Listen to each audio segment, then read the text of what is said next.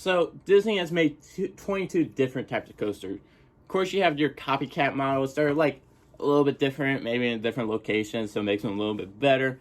But I'm just gonna take like my thoughts of like what the best idea of this coaster is gonna be. But I'm gonna put the majority of them in here, like Big Thunder and Space Mountain. I'm not including twice. Hyperspace Mountain, I will include those. It's like not the same as Space Mountain. It's like kind of different. So let's kick this list off. At number 22, we have RC Racer. I don't really include this as a coaster. It makes like not. It doesn't even look that thrilling to me. So it's just here at the bottom. Next, we have Gadget Go Coaster. It's at Tokyo Disneyland and Disneyland in California. It looks fine, I guess.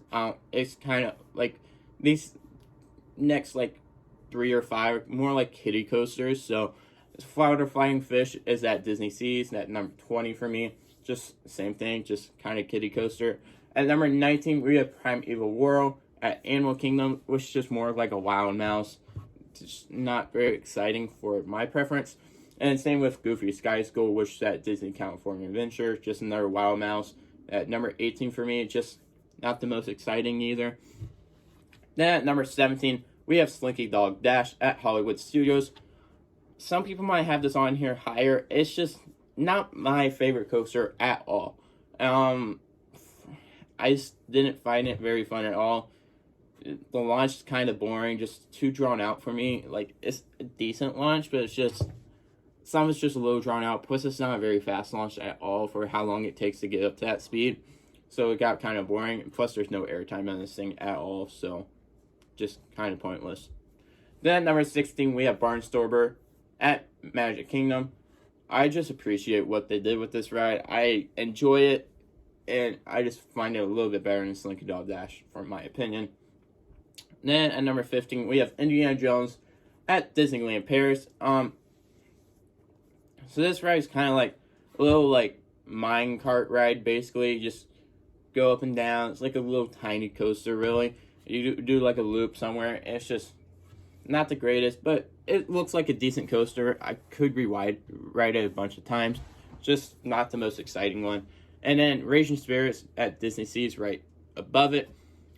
It's basically the same ride as Indiana Jones in Disneyland.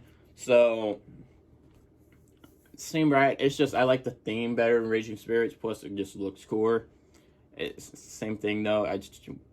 I could rewrite it. Just wouldn't be my favorite. It's just like middle of the tier coasters. Really, it's decent. Like a 6 out of 10. Then we have Seven Dwarfs Mine Train at Magic Kingdom and at Shanghai Disneyland. This ride can be fun sometimes and boring at other times. It depends where you sit. If you get the back row on this ride, my gosh, it's just a great ride. You get a lot of whipping. Plus, you know how the carts can rotate back and forth? You're able to actually like kind of make it rotate back and forth. It can make a fun experience, especially if you've got someone who's willing to do it with you. It just makes it better than what it really is. And then that moves me to Matterhorn at Disneyland, California.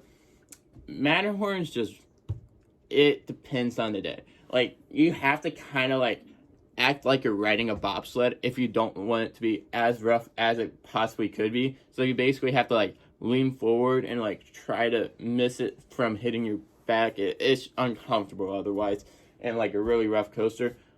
But if you're able to like act like you're basically in the bobsled, it can be a pretty fun ride. Next, we got Crush's Coaster at Walt Disney Studios in Paris. This thing just looks like a fun ride, let me tell you. It kind of looks like what Guardians of the Galaxy possibly could be. So that's kind of interesting in its own sense. But I know like Guardians of the Galaxy is like a different ride system. But Crush's Coaster is like a preview of what it will be, I think. So that's a fun experience. Plus, this thing's just, the ride layout, the way they include Crush, it just looks fun in general. And then that moves me to my top 10. Starting in this top 10 will be Everest. Expedition Everest at Animal Kingdom. I think it's like I think it might be like one of the fastest coasters in Disney. So, and then having it number 10, it's a fun experience. Of course, you have Disco Yeti in there still. Hopefully they revive the actual Yeti sometime here soon. And then you also have, it goes like 60 miles per hour, like 50, 60 miles per hour. You have that spot where it stops you where it just stops you, and then you start rolling back down. And that's probably the most thrilling part of this ride. My only problem is I don't like how long it holds you there. But other than that, it's a really good ride. Then at number 9, we have Big Thunder Mountain, which is at both Magic Kingdom and Disneyland in the US. And then we have Disneyland Paris, Disneyland Tokyo. Of course, it's at all 4 of these parks. My personal preference, I think Disneyland Paris kind of looks the coolest, and I think it looks like the best ride, especially being in the middle of the island. Just my personal opinion. But other than that, it's just a fun Disney classic that everybody should enjoy at least once in their lives. And then at number 8, we have Big Grizzly Mountain Runaway at Hong Kong Disneyland. This is basically Big Thunder Mountain, but taken to the next level. You have that backwards section. It's just basically if Big Thunder Mountain like evolved like a Pokemon. That's what this ride is, and that's why it's one step ahead of Big Thunder Mountain. Next, we have Space Mountain at number 7, which is at both of the U.S. parks at Magic Kingdom and Disneyland. And this is just a fun Disney classic coaster ride that everybody should enjoy at least once in their life. It's a great ride, of course, and especially for like those little kiddos that maybe you're trying to just introduce to those coasters. Then at number 6, we have Rock and Roller Coaster at Hollywood Studios. Man, what a thrill this ride is. With Aerosmith in it, it's probably going to get rethemed sometime here soon. But, oh well, it's still a thrilling experience. That brings me to the top 5, which is just Iron Man at Walt Disney Studios Paris. We don't really know what this ride's going to be yet, but it's basically just a Rock and Roller Coaster 3 theme.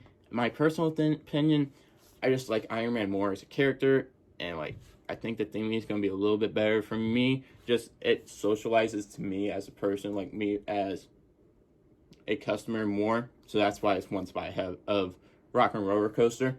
Then at number 4, we have Tron, which is at Disneyland Shanghai and then at Magic Kingdom. Maybe after I ride this thing, it might be actually higher. But right now, it's just right here.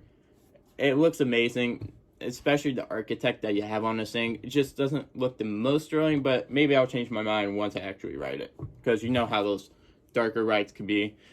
They are absolutely thrilling when they don't actually have the fastest speed. Then at number 3, we have the Incredicoaster at Disney California Adventure.